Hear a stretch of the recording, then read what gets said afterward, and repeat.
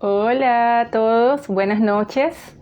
¿Cómo están? Bienvenidos y bienvenidas a un En Live, tal como les anuncié hace unos días. Yo voy a desactivar de una vez los comentarios. ¿Listo? Vamos a esperar un poquito más. Hola, ¿cómo están? ¿Todo bien? Bienvenidos y bienvenidas a un nuevo live.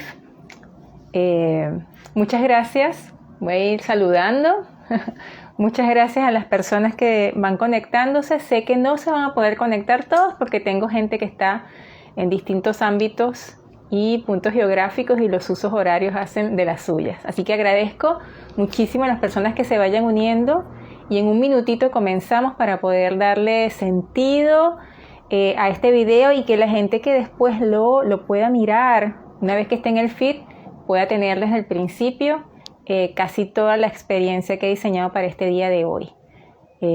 Así que bienvenidos y bienvenidas.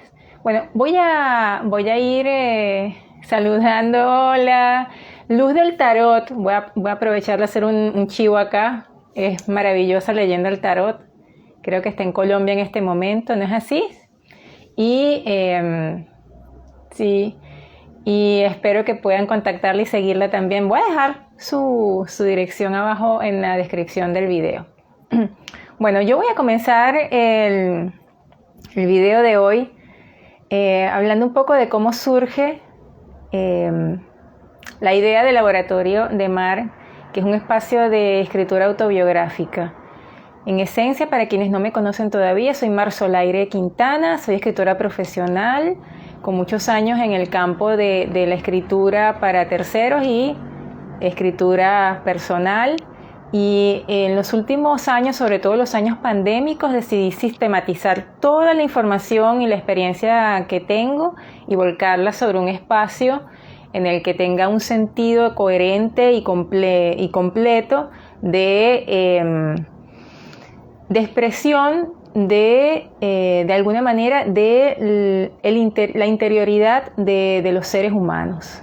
Es un proyecto humanista, un proyecto que se complementa con un canal de YouTube que está comenzando, por supuesto, esto apenas tiene 15 días solamente, y que además tiene un blog que se llama laboratoriodemar.com. Todos esos datos los voy a colocar en la descripción del video, que repito una vez más, quedará en el feed para que puedan revisarlo una y otra vez, y también lo voy a subir completo a YouTube para que puedan disfrutarlo. Así que después les dejo todos los datos una vez que finalice esto. Bueno, sin más preámbulos y con la audiencia chiquita pero valiosísima que me acompaña, vamos a comenzar a hablar de este live.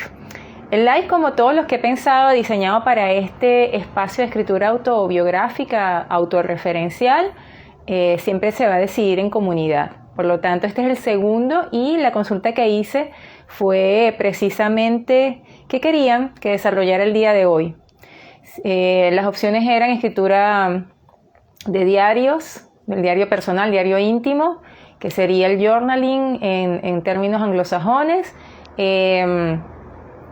La otra opción era la escritura de un ensayo autobiográfico, y la que ganó y que por lo tanto vamos a desarrollar el día de hoy es la de Escribir para Sanar, que es el nombre de un libro famosísimo de un escritor, profesor norteamericano llamado James Pennebaker, que escribió este libro en el año 2004 y a quien tuve el gusto, el placer de conocer en el año 2012 o 2013, cuando vino a Buenos Aires, invitado por la Universidad de Palermo, en donde yo trabajaba,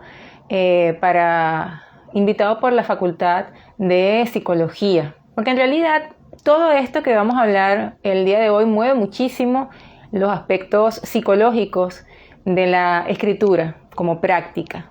Entonces, yo este taller lo he venido dando desde hace muchísimo tiempo con distintos nombres, pero siempre bajo la estructura y el respaldo conceptual de los estudios de Pennebaker y también de los lingüistas, porque mi profesión de base es la lingüística, ¿no? La filosofía del lenguaje.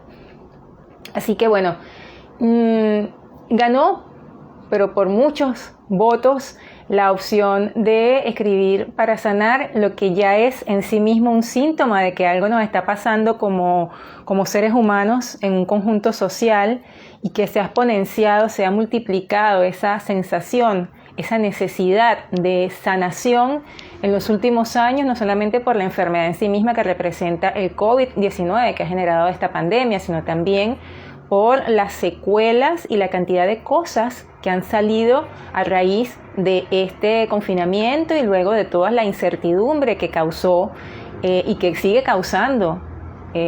Quizás ahora estamos en un momento de respiro y estamos olvidando lo que nos ha pasado en los años previos, pero ya estamos avanzando sobre el tercer año de la pandemia y todavía hay países que no han sido completamente vacunados, todavía hay restricciones, todavía hay desconfianza, se ha polarizado todo entre quienes se vacunan, quienes no se vacunan, de manera que todavía está ahí presente el tema de la enfermedad, la cura y la sanación. Sobre eso voy a hablar, sobre la diferencia entre cura y sanación, voy a hablar también un poquito, y vamos a desarrollar entonces a partir de este momento, sin más preámbulos, vamos a entrar de lleno en el tema.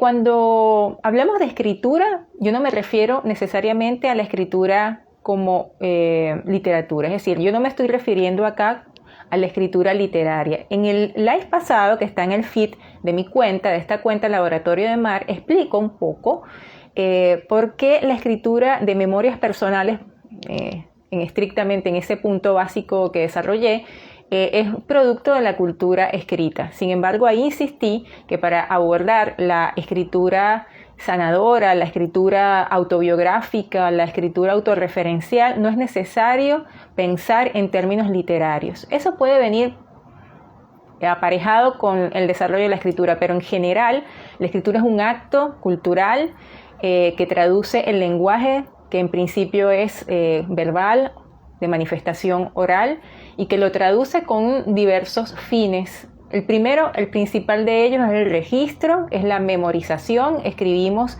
grafía en términos históricos desde hace muy poco tiempo.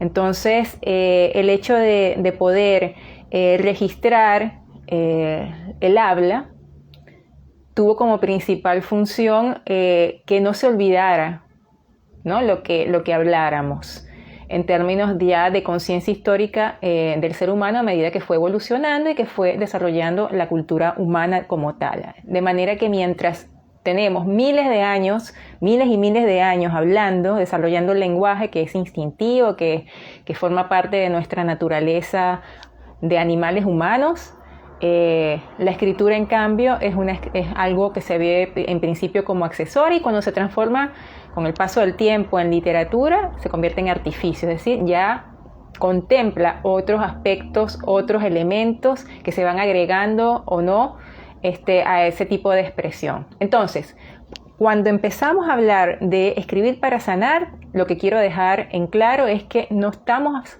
creando literatura al escribir de manera terapéutica. Estamos creando una forma de expresión que tiene una función en este caso, porque hay escrituras que no tienen función, la literatura poética, por ejemplo, no necesariamente tiene función.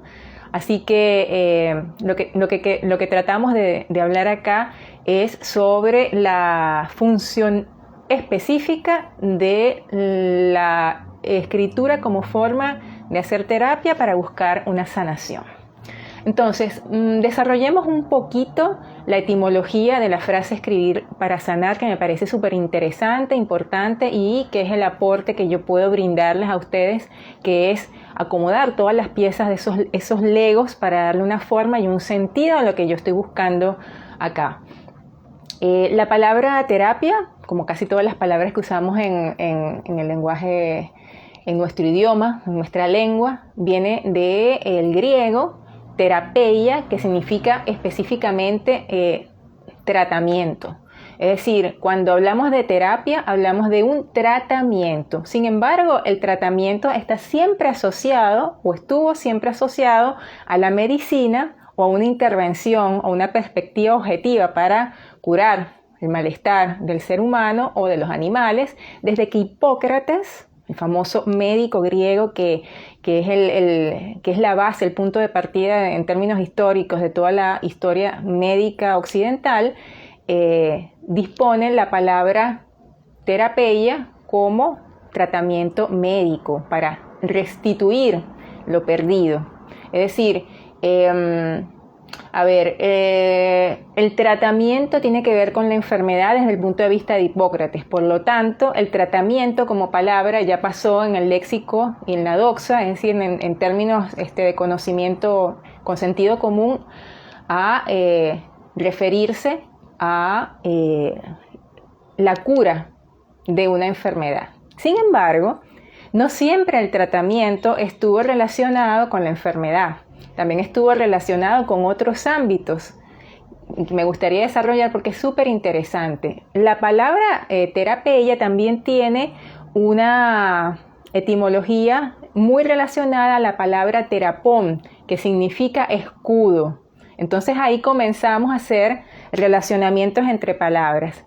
¿Qué es la terapia? Una especie de escudo, pero un escudo ¿hacia qué?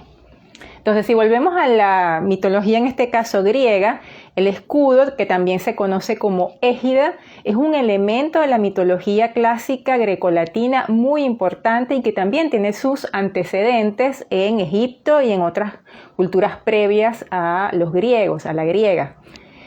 El terapón, también llamado égida, es una de los elementos más significativos y más ricos que tiene la mitología y que lo hemos conocido a través de la literatura, como al leer tanto la Metamorfosis de Ovidio ya en el ámbito latino, como previamente todo lo que tiene que ver con las tradiciones orales de la guerra, como la Ilíada y la Odisea. Todos los mitos griegos siempre tienen un escudo, un terapón, una égida en el medio, que significa parar algo que no está bien. En el caso de la égida más famosa es la égida de Zeus o de Júpiter. Júpiter no solamente tiene el rayo famoso, sino que también tiene una égida. Ahora, la égida de Júpiter, ¿cómo es? La égida de Júpiter es un óvalo hecho por, creo que por Hefesto, que es el famoso dios orfebre, esposo de Afrodita, que era tan feo, según Zeus, que fue lanzado por él de una patada a la tierra y por eso cojea. Y en ese sentido, ya desde el comienzo tenemos una relación del tratamiento y de ese escudo con respecto a la enfermedad y la deformidad de algo. Y ese escudo nos permite comenzar a plantearnos la relación con lo que está deforme, lo que está enfermo, que en este caso lo que está enfermo es lo que está débil, lo que tiene flaqueza, es decir, lo que está falto de firmeza. El escudo que usa Zeus está hecho por Hefesto, que trabaja constantemente e incansablemente. Es uno, podríamos decir que es el workaholic de la mitología griega, porque está todo el tiempo creando armas. Le crea el escudo a Zeus, y en el medio coloca la cabeza de Medusa, que era una de las gorgonas a las que Perseo corta la cabeza gracias a un artilugio en el que ella misma se ve deforme y corta la cabeza, y con eso con esa cabeza vence a sus enemigos para pasar ciertas pruebas Perseo. Entonces, ya desde el comienzo, el tratamiento es una especie de escudo que contiene una relación con lo monstruoso que somos, es decir, con la sombra, lo que ha llamado la terapia psicológica o psicoterapéutica, el psicoanálisis contemporáneo, como la sombra y cómo lo integramos. De manera que si nosotros unimos el concepto de escritura con el concepto de terapia, por ejemplo, en principio, antes de hablar de sanación y de cura, que son otros conceptos interesantes, ya tenemos ahí un primer registro de por qué y para qué escribir como terapia. En esencia, el escribir moviliza muchos ámbitos fisiológicos, de nuestro cuerpo, principalmente el neurológico. Ya el profesor Penn Baker, que es el que cito al principio de este live, ya había observado a través de ciertos ejercicios, prácticas, pruebas que demuestran que la escritura estimula la inmunidad y la protección inmunológica, por decirlo de alguna manera. Ya hay una utilidad en la escritura cuando se aborda como terapia. También mejora la calidad del sueño, estructura y reordena el pensamiento y crea nuevas realidades posibles. Es decir, ya después él comienza a hablar de la escritura terapéutica en relación a la famosa programación neurolingüística. Entonces estamos viendo que el lenguaje puede ser tanto un detonador de la enfermedad como también puede traer o tratar o escudar un poco, proteger al individuo para que pueda reordenar su pensamiento y obtener beneficios que sirvan para dejar a un lado sus mortificaciones, sus traumas. Durante los últimos 3 años hemos asistido a la demolición de muchos mitos acerca de la salud mental. El confinamiento, la falta de relación con los otros, tiene mucha vinculación con la etimología también de la palabra tratamiento o terapia. Para ir un poco más en profundidad, la palabra terapia también tiene un sentido muy concreto que significa una manera de vincularse a los demás. Entonces, durante la pandemia, que es algo muy reciente, algo con lo que puedo ejemplificar este tema, el aislamiento hizo que se detonaran más enfermedades, o sea, que se detonaran las enfermedades mentales que estaban soterradas, que estaban latentes por allí, y que esa falta de vínculo entre seres humanos, incluso del mismo grupo familiar, con los vecinos, con el contexto inmediato, ha hecho que mucha gente, la diagnosticada y la que no estaba diagnosticada, presenten grandes síntomas y que se hayan disparado los intentos de suicidio, los suicidios efectivos. Lo que pasa es que no puede hablarse en la prensa del número de suicidas porque la Organización Mundial de la Salud recomienda que no sea así porque tiene un efecto un poco de contagio. Es así, pero durante estos últimos 3 años la gran preocupación de los que estamos en este ámbito de la escritura como una forma, como un mecanismo de sanación, de curación, hemos estado observando cuando hablamos en ciertos momentos de que el aislamiento lo ha multiplicado. Entonces, una de las cuestiones medulares de la escritura para sanar y el interés personal que yo tengo en poder exponer esto de manera más pública y más masiva, aunque sea una comunidad pequeña como la que ahora tengo, pero espero que se vayan sumando cada vez más personas, es capturar a tiempo todavía a la gente que está realmente muy mal con todo esto de la pandemia y que no haya formas tan ubicables, tan tangibles de poder remontar todas estas falencias que ha traído la pandemia. Entonces, me gustaría hablar ahora de algo muy interesante, que es la diferencia entre la curación y la sanación. La curación tiene una etimología y es un concepto, según la Real Academia de la Lengua, de restaurar la salud y la sensatez. De hecho, cuando hablamos de insano, hablamos de loco.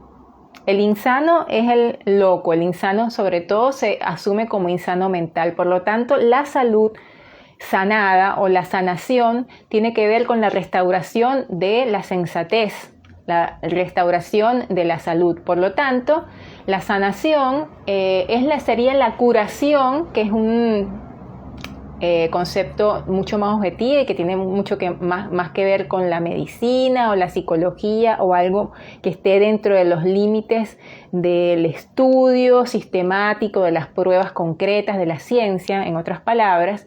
La sanación es la curación por medio de prácticas que no son necesariamente las más conservadoras.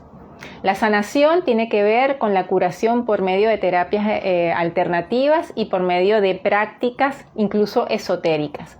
Por lo tanto, este ámbito de escribir para sanar no sería registrado dentro de la curación médica ni psicológica. Primero porque hay muchos falsos gurúes por ahí que ofrecen la sanación y la curación desde la esoteria como si fuera una panacea.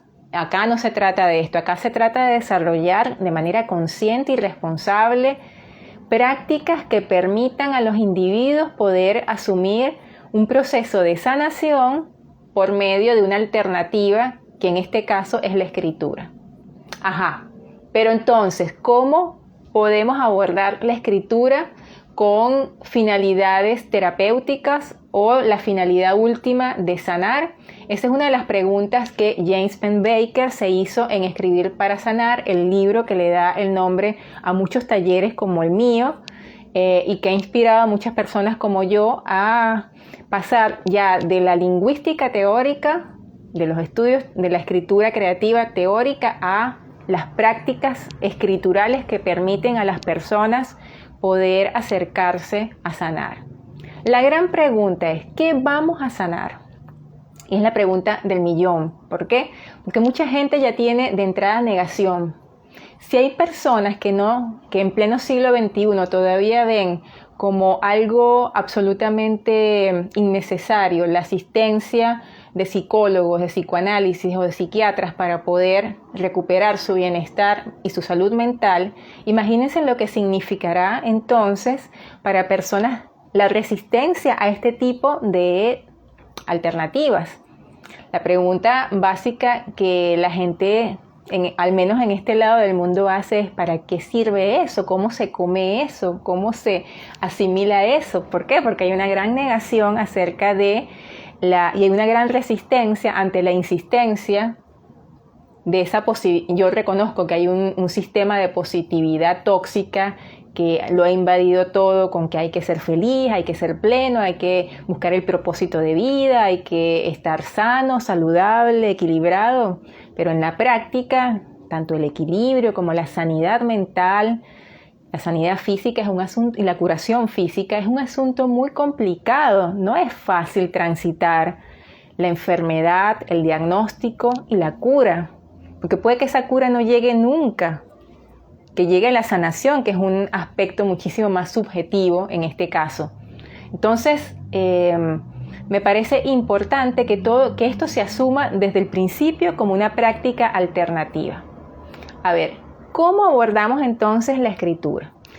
Al principio dije que esto no se trata de escritura literaria, se trata de una escritura con un fin último, desarrollar un proceso personal para acercarse a lo traumático, para tratar de drenar, en términos también médicos podría ser una buena metáfora, de drenar algo que esté purulento, y de que ese escudo, esa égida, como las que le hablé de la mitología, que dan origen a todas estas palabras que estamos desentrañando hoy, puedan llevar a buen término ese viaje interior que es tan necesario, que es el viaje incluso mitológico del héroe, con el que todos convivimos desde diversos ámbitos y de distintas perspectivas. Ese viaje del héroe, o lo que decía Jung, ese proceso de individuación, esa comprensión de los arquetipos con los que convivimos, es lo que facilita, puede hacer posible los procesos de sanación, sea por medio de la escritura, por medio de la terapia con un especialista, por medio de la conversación con su sacerdote o confesor, o por medio simplemente de la convivencia y del habla, el registro oral y el diálogo que puedan tener con sus personas de confianza. En el caso de la escritura, yo les propongo, a partir de la evidencia científica con la que Penn Baker aporta desde la academia y con la que muchas personas que están en el ámbito de la neuroinmunología han comenzado a transitar a través de estudios con voluntarios, que el proceso de la escritura pasa por 3 momentos clave si ustedes quieren asumirla como una terapia alternativa para la sanación. Primero, ¿qué queremos sanar? Es decir, identificar el síntoma. La manifestación del malestar es muy importante. Y esto proviene mucho, diría yo, de la psicología contemporánea, siglo XX, de lo que va del siglo XXI. La aceptación de que hay un malestar y que necesitamos drenar el pus que está ahí contenido. En segundo lugar, la rutina de la escritura como forma de sanar. Crear el hábito, crear la rutina de sentarse 15 minutos al día, 10 minutos, lo que sea al principio, e ir progresando, ir obligándose poco a hacer ejercicios que puedan de alguna manera encauzar eso primero que hemos ubicado. Y en tercer lugar, la aceptación y la asimilación de esas sombras, de esas cosas posiblemente feas, malas, desde el punto de vista del ego, por supuesto, que identificamos y que tratamos de sincronizar con nuestra tarea de escribir. Es muy difícil lidiar con la sombra, es muy difícil reconocerla, es muy difícil porque es evanescente, como todo incluso en la mitología. Es como si de pronto Medusa, que era una de 3 hermanas, pierde la cabeza y no se entera cómo, viéndose a sí misma en el reflejo de un espejo que le coloca Perseo para poder decapitarla. La inconsciencia que aflora, los sistemas de nuestro clan, lo que llaman la epigenética, que son los malestares, las enfermedades y las taras del contexto de nuestros grupos sociales, de los sitios en donde hemos vivido, de los países, de las naciones, etc. Entonces es un proceso aterrador en principio, como toda terapia, y esta alternativa lo que tiene de fácil al comienzo es que estás tú con la hoja, con el ordenador, con el cuaderno, volcando posiblemente en palabras que después vas a analizar, algo que no te atreves a verbalizar oralmente frente a otros, incluso un psicólogo o un psiquiatra o una persona de tu confianza, sea profesional o no. Lo que yo te propongo en este momento para que podamos avanzar en esta tarea de acercamiento a la escritura como una terapia, la escritura como un factor de sanación, son 3 ejercicios que puedes hacer fácilmente en cuanto al tiempo que le puedas dedicar. ¿Está bien? Para poder acercarte en principio a esta cuestión sin que esto te produzca una angustia mayor a la que ya puedes estar transitando. Uno de los ejercicios, el primero que les propongo, es escribir una carta de renuncia a tu trabajo, al trabajo, sintiéndote bien o mal en ese trabajo actualmente. Si no eres capaz de hacerlo porque en tu trabajo actual te sientes muy bien y no podrías hacerlo, recordar un trabajo que te fuese muy incómodo y exponer a tu jefe, ya imaginario o actual, posiblemente, el por qué estás renunciando. Una carta de renuncia. que no sea escueta, que sea un poco más extensa de la que podría ser una carta de renuncia prototípica, estándar. Ese es el primer ejercicio. Parece simple, pero no lo es. Vamos con el segundo ejercicio. El segundo ejercicio es escritura automática, flujo de conciencia. Es un ejercicio muy inspirador, no solamente para el que escribe como terapia, sino también para cualquier escritor que esté queriendo refrescar, revolver o comenzar a escribir ficción, ensayo, escritura de no ficción, y no puede ir más allá de 3 o 4 párrafos. El flujo de conciencia es un ejercicio muy interesante que se crea hace muchísimos años, pero que realmente como que sale un poco más a la luz a ámbitos de no escriturales durante el surrealismo, en el que se hacían estos ejercicios que muchos talleres literarios los practican. Sin embargo, es un ejercicio muy válido para la escritura terapéutica, incluso muchos psicólogos, psicoanalistas lo usan con sus pacientes. En este caso concreto, lo que vas a hacer es sentarte con tu bebida favorita, un café, una cerveza o una taza de té, en un momento tranquilo. Te sugiero que sea en un momento en que ya estés o previamente a tus tareas o luego de hacerlas, y que te tomes en principio unos 10 minutos y que escribas lo primero que se te ocurra, sin pensar en errores ortográficos, en errores de redacción, sin corregir, sin tachar, y hacerlo. No lo leas de inmediato, repósalo. Al día siguiente vuelve a hacerlo, y así 7 días seguidos. Al finalizar estos 7 días seguidos, tómate la tarea de leerlo de nuevo. Te vas a dar cuenta de que el flujo de conciencia mantiene un hilo conductor a lo largo de esos 7 días. Es un periodo de carga emocional, emotiva, que va a estar plasmado allí.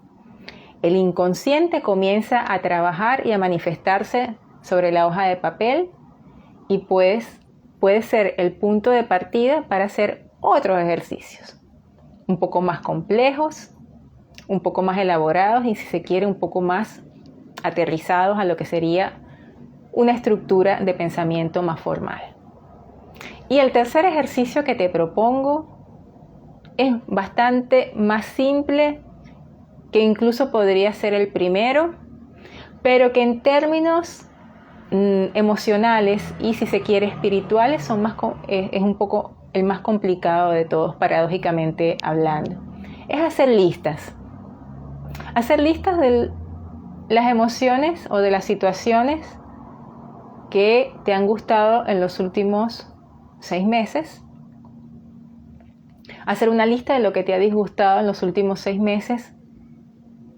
Hacer una lista de lo que aspiras a hacer en los próximos 6 meses. Hacer una lista de las cosas que más quieres y que menos quieres acerca de ti mismo. Las listas pueden ser infinitas. Ahora, ¿qué pasa con la lista? Como dice Pennebaker, cuando en un ejercicio que le manda a hacer a los alumnos, y que a partir de ese ejercicio decide acometer la investigación que lo lleva a este libro, era que los alumnos escribieran una lista de los eventos más traumáticos que habían experimentado a lo largo de su joven vida, porque eran alumnos muy, muy pequeños todavía en edad, muy jóvenes. En este caso, Pennebaker ubicó la forma como la gente elabora las listas, el orden que le da de importancia, la forma como lo coloca en la hoja, en la página, y cómo después de cierto tiempo, cuando empiezas a hacer listas y listas, una lista cada día de alguna cosa, te das cuenta de que primero estás haciendo tu propia taxonomía de emociones. Estás haciendo tu clasificación y enumeración de lo que más te interesa y de lo que menos te interesa. Y estás haciendo un reordenamiento mental de lo que anda circulando en tu sistema de creencias y de valores. Entonces, esos 3 ejercicios, el de la carta de renuncia, el del flujo de conciencia y el de las listas, son 3 puntos de partida para la escritura terapéutica. Escribir para sanar no es un asunto de un día o 2 que puedes hacer en un taller o en una convivencia. Es una práctica que requiere de cierta disciplina, como todo. Es una práctica que pueda traer, puede revolver cosas, como pasa con la égida de Zeus, que te proteges enseñando la sombra del otro. Recordemos que, como dije hace un ratito, la escritura para sanar, no para curar, es una terapia alternativa, es una forma alternativa de hacer un ejercicio de liberación del inconsciente y por lo tanto desarrollar el camino hacia la conciencia. Les agradezco muchísimo todo lo que puedan hacer, lo que puedan compartir en los comentarios. Les dejo estas asignaciones. Les agradezco a la gente que estuvo presente. Y para sintetizar, la escritura para sanar no es una escritura literaria, es un ejercicio de expresión escrita que genera un reordenamiento del pensamiento, que genera una taxonomía, una clasificación de nuestras emociones y que sirve para poner para visibilizar, para poner en evidencia, visibilizar con lo que estamos lidiando y que nuestro escudo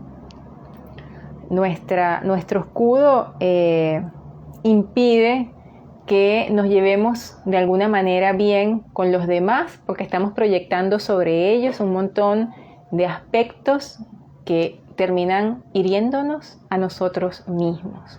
De manera que la enfermedad, que significa debilidad y flaqueza, puede ser revertida al menos de manera leve y mejorar muchísimo, tal como dice el profesor Pembeek y como dice el propio Stanislaw Dehaene, que también acomete la forma como nosotros aprendemos a leer y como aprendemos el lenguaje desde chicos, o como un montón de estudiosos que tienen como objetivo desentrañar las complejidades del sistema lingüístico y aportar así una alternativa, por supuesto, de mejoramiento del espíritu, si se quiere, que es tan inacible, tan inefable a veces, humano. En esta época en la que estamos todavía transitando una enfermedad global que no sabemos aún ni el origen ni la causa, e incluso tampoco sabemos el devenir de esta enfermedad tan terrible que ha acabado con miles, millones ahora de personas, es necesario que le hagamos muchísimo caso a la salud mental, tanto la nuestra como la de la gente que amamos y mejor aún, de la gente que no amamos, porque de eso se trata, la escritura para sanar. Si es tratamiento, si es terapia, es la manera como nosotros aprendemos de los otros para poder sanarnos a nosotros mismos, y no hay mejor recurso en el caso que me compete que poner de manifiesto por escrito todas estas cuestiones tan fundamentales de lo que sería ya el alma humana. Me despido por el día de hoy y los invito al próximo live que decidiremos juntos. Les voy a dejar en los comentarios, en la descripción del video, los datos para poder acceder a otros contenidos que desarrollo en las redes sociales complementarias a esta. Recuerden que la escritura es un medio expresivo, usémoslo, aprovechemos cualquier instrumento para mejorar nuestro desarrollo personal y nuestra relación con esta energía universal de la que somos todos parte. Se les quiere muchísimo y será hasta la próxima. Un saludo a todos. Gracias.